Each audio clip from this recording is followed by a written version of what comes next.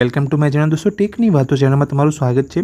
દોસ્તો વિડીયોમાં આપણે વાત કરીશું કે ગુજરાત ગૌણ સેવા પસંદગી માટે ગાંધીનગર દ્વારા એક અગત્યની જાહેરાત કરવામાં આવી છે કે જાહેરાત ક્રમાંક 216ની અંદર આવનારી જે પરીક્ષા છે તે સર્વાઈવર અને આસિસ્ટન્ટની પરીક્ષાની અંદર જે પણ ઉમેદવારોએ ફોર્મ ભર્યા હતા અને અહીંયા 1 તારીખથી જે લોકોએ વેબસાઇટ ઉપરથી કોલ લેટર ડાઉનલોડ કર્યા છે અને કોલ લેટરની અંદર જે પરીક્ષા કેન્દ્ર આપવામાં આવ્યા છે તો એ પરીક્ષા કેન્દ્રની અંદર અમુક ફેરફાર કરવામાં આવ્યા છે એ વિશે હું તમને સંપૂર્ણ માહિતી વિશે અહીંયા વિડીયોમાં વાત કરીશ। એટલે જો ચેનલ પર નવા છો તો ચેનલને સબસ્ક્રાઇબ કરી લેજો। ચલો શરૂ કરીએ।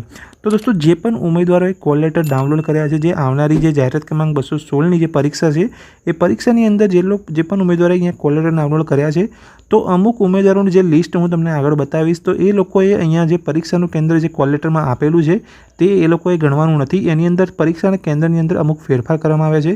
નવું પરીક્ષાનું કેન્દ્ર કયું રહેશે એ વિશે વાત કરું તો જે પહેલાં જે અમુક અગાઉના જે પરીક્ષા કેન્દ્રનું નામ હતું એ કંઈક આ પ્રકારનું હતું અને જે ફેરફાર થયા પછીનું જે પરીક્ષાનું જે કેન્દ્ર છે એ આ છે। પહેલાં જે હતું ગ્લોબલ ઇન્સ્ટિટ્યૂટ અહીંયા સંકુલ મહેસાણા અહીંયા ગવર્મેન્ટ ગોડાઉન રેલવે સ્ટેશન નજીક અને પ્રતિજ કરીને હિંમતનગર કરીને અહીંયા નવું તમારું પરીક્ષા કેન્દ્રનો અહીંયા બદલાવ કરવામાં આવે છે।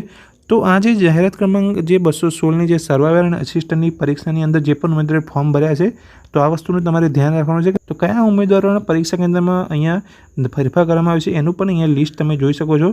જે પણ ઉમેદવારનું અહીંયા નામ છે તો તેને ફરીથી તમારે અહીંયા કોલ લેટર ડાઉનલોડ કરવાનો રહેશે કેમ કે તમારા પરીક્ષા કેન્દ્ર અહીંયા ચેન્જ કરવામાં આવે છે। આ લિસ્ટ તમારે જોવું હોય તો તમને વેબસાઇટ ગુજરાત ગૌણ સેવા પસંદગી મંડળની વેબસાઇટ ઉપર આ લિસ્ટ તમને મળી જશે।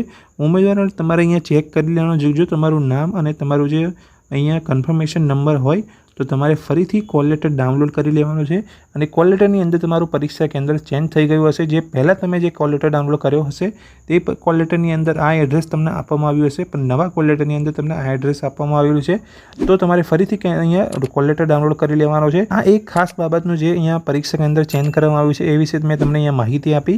જો વિડીયો ગમે હોય તો વિડીયોને લાઇક કરજો અને ચેનલ પર નવા છો તો ચેનલને સબસ્ક્રાઇબ કરી લેજો આ રીતની સરકારી ભરતીની લગતી અપડેટ મેળવવા માટે। Thank you.